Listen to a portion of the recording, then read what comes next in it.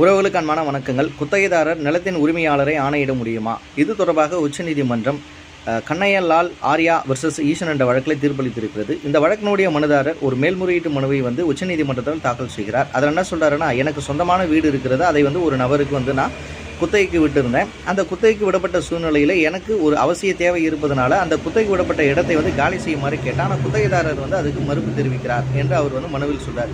இப்போ இந்த குத்தகைதாரர் என்ன சொல்றாருன்னா, இந்த நிலத்தினுடைய உரிமையாளருக்கு மற்ற சொத்துக்கள் இருக்கிறது, அந்த வளாகத்தை அவர் தேர்வு செய்யலாம். நான் இருக்கின்ற இந்த வளாகத்தை அவர் கேட்பது தவறு, அதனால் அதை காலி செய்ய முடியாது என்று சொல்லி அவர் அந்த மனுவில் சொல்றாரு. இப்போ விசாரணை செய்த நீதியரசர் அவர்கள் என்ன சொல்லிட்டாங்கன்னா, ஒரு நிலத்தின் உரிமையாளர் எந்த வளாகத்தை தேர்வு செய்ய வேண்டும் என்பது அவருடைய உரிமை. மேற்கொண்டு அது ஒரு உண்மையான தேவையாக இருக்கும் பட்சத்தில் ஒரு குத்தகைதாரர் காலி செய்யுமாறு சொன்னால் அவர் நிலத்தின் உரிமையாளரை எதிர்க்க முடியாது என்று இந்த தீர்ப்பில் சொல்லியிருக்கிறார். நன்றி.